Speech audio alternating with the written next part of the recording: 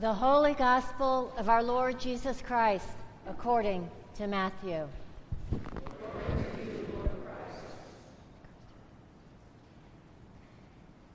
Jesus said to his disciples, "About that day and hour no one knows, neither the angels of heaven nor the Son, but only the Father. For as the days of Noah were, so will be the coming of the Son of Man. For as in those days before the flood, they were eating and drinking, marrying and giving in marriage, until the day Noah entered the ark, and they knew nothing until the flood came and swept them all away. So too will be the coming of the Son of Man. Then 2 will be in the field, 1 will be taken, and 1 will be left. 2 women will be grinding meal together, 1 will be taken, and 1 will be left. Keep awake, therefore, for you do not know on what day your Lord is coming. But understand this: if the owner of the house had known in what part of the night the thief was coming, he would have stayed awake and would not have left his house to be broken into. Therefore, you also must be ready, for the Son of Man is coming at an unexpected hour." The Gospel of the Lord.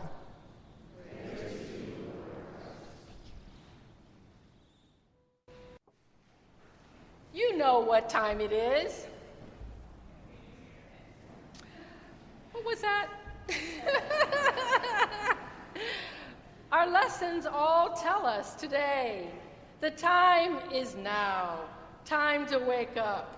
Time to witness not to the word the prophet Isaiah heard, but the word that he saw.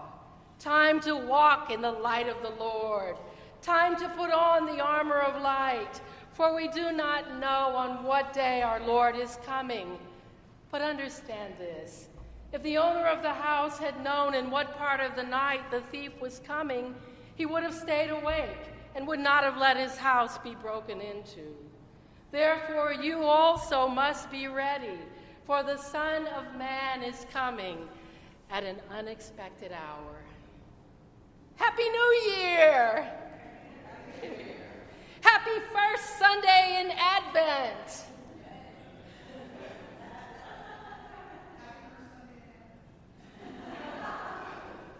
Get ready, because our new church year takes us by storm, with lessons about light, with visions of swords beaten into plowshares, of spears changed to pruning hooks. If Advent were a question, perhaps it would be this: can we see the dream of God? Can we see the word the prophet saw? Noted Anglican author C.S. Lewis has said this.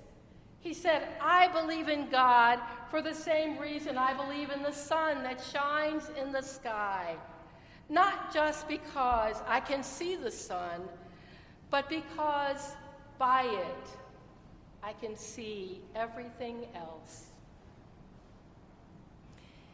If Advent were a question, it would press us further. Can we live the dream of God?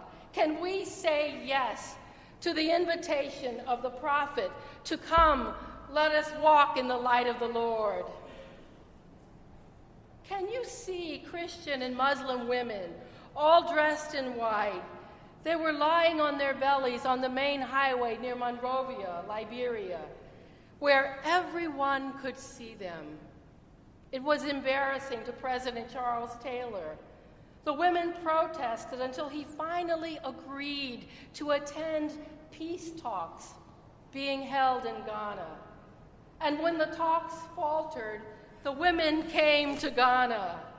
Can you see them? They linked arms together around the government building until the talks started up again, until the tragic civil war in Liberia had finally come to an end. Can you see the women dancing in the streets? Can you see rice paddies, green and lush, stretching as far as the eye can see in Cambodia. More than a dozen programs are ridding the country of landmines and providing survivor assistance to the people of Cambodia. The number of men, women, and children killed or injured each year by mines has fallen steadily from a high of over 4,000. Can you see the farmers working in the fields? Can you see children carrying signs near our U.S. Capitol, signs that say, "Protect children, not guns"? Marion Wright Edelman and the Children's Defense Fund refuse to be quiet about gun violence. They refuse to give up.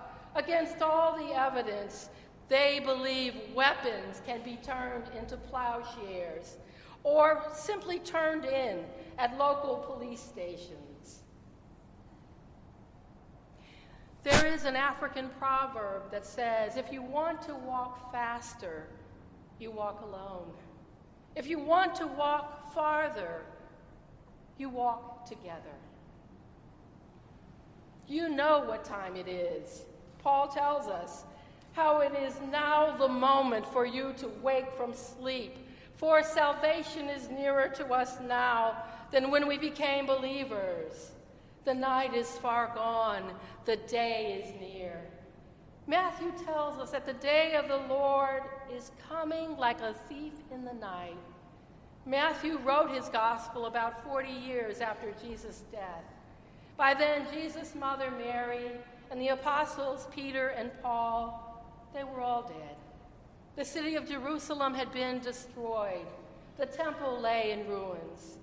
The promised land was a province of the Roman Empire, and the chosen people seemed to have been chosen mostly to suffer.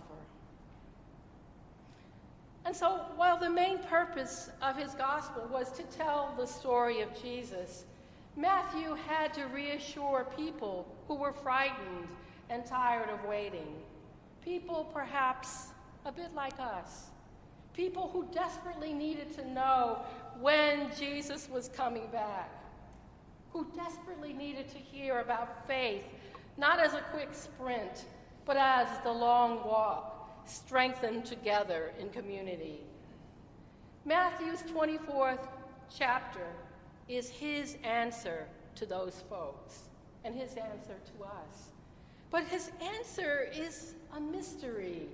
I'm coming right back, Jesus says, but only God knows when. So what Matthew did about those seemingly contradictory statements was to focus on Jesus' own advice about how to live while waiting. Keep awake, therefore, for you do not know on what day your Lord is coming. The long walk, the marathon, the journey of faith, strengthened together in community. The season of Advent magnifies the longing we all feel for God. It poses a question that haunts the souls of each of us. When are you coming back to us, Lord? And the basic message is to stay focused on the big picture. Advent calls us to focus on that big picture, the big promise of Jesus to come again. Not a sprint, but a long walk of faith, strengthened together in community. Jesus says he will come at an unexpected hour. But if you think about it, it is odd the way some folks seem to believe Jesus will return when everyone is wide awake and ready for him to show up, as if we could just pencil him into our schedules. It's about as odd as believing a thief will call you up first to see when might be a good time for him to break into your house. Would Monday be all right? Or would Thursday work better for you? Not long ago, I came home to find our garage door open and my husband Keith's car missing. Both the gate and the front door to our house were standing wide open. I gotta tell you, It took more than a few moments for me to muster up the courage to go inside, not sure of what I might find once I was there. Turns out Keith had had a pastoral emergency, and he was in such a rush, such a hurry to get there, that he ran right out the door and forgot to lock up. But if anything like this has ever happened to you, if you have ever come home to find your door standing wide open and your TV set gone, then you know what a troubling image of God Matthew presents to us today. To have our homes robbed is to feel broken into at some very deep level of our beings. Think of it, a stranger handling your things, eyeing your photographs, knowing where you sleep. It violates one of our most precious illusions, that our homes are our safe havens, our private places where we can protect ourselves from the world and all of its threats. Matthew seems to say it is as if this intruder sees the home security sign in our front yards as a helpful clue to the kind of system he must dismantle. Matthew seems to say that this intruder sees a front door with deadbolts as an invitation to come in through the bathroom window instead. If he is really good at what he does, then there is no way to keep him out. All he has to do is to watch you, and you will show him the way in. The question is, what is he after?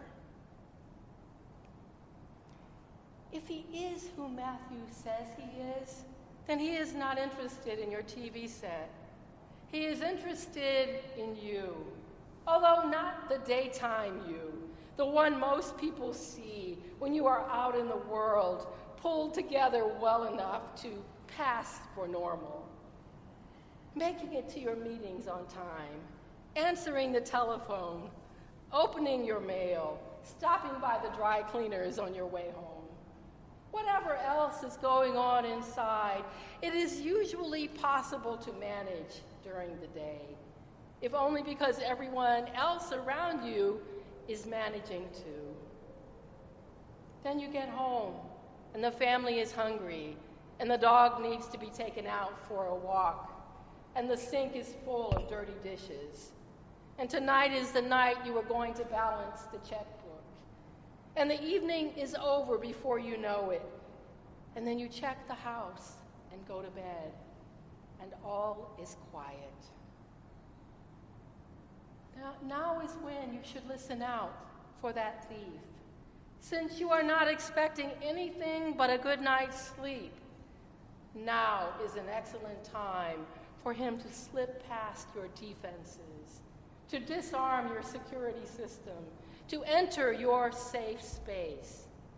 But why? Why would a compassionate Lord do something like that? Well, we know why, right? Because we are so well protected the rest of the time. Because it is the only time we let our guards down. After years of steady practice, we have learned how to keep almost everyone and everything at a safe distance from us while we are awake. But even we have to sleep sometimes. And so that is why he comes when we least expect him, because he knows how badly we need to be broken into, and he knows how hard we will resist. Like any thief, he is after your valuables, not your silver or your laptop, but your heart, your soul, your mind. Those are the treasures this extraordinary thief is after, and at no small risk to his own life.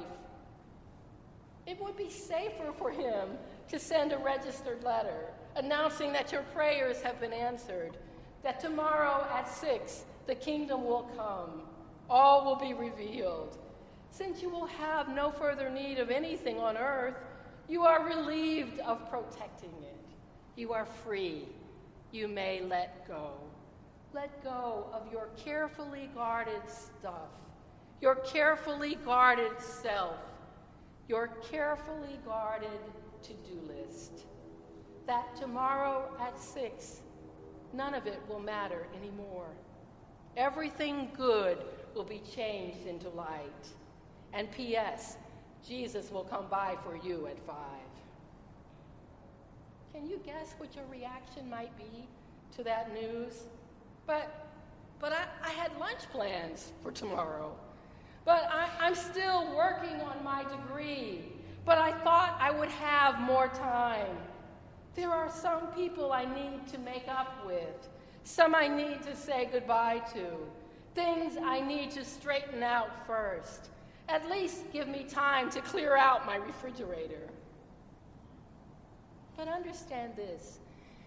If the owner of the house had known in what part of the night the thief was coming, he would have stayed awake and would not have let his house be broken into. That is why Jesus will come back like a thief in the night, so we do not have time to lock him out. As long as we are successful at that, we will never know what an extraordinary thief he really is, who comes not to take, but to give. If we could ever once handle our fear of this intrusion, if we could ever once let him in to do his work, we might find him giving us so much more than the stuff we have spent our lives protecting. The threat is not outside the door. It is inside us, in our misplaced fears, our misguided defenses.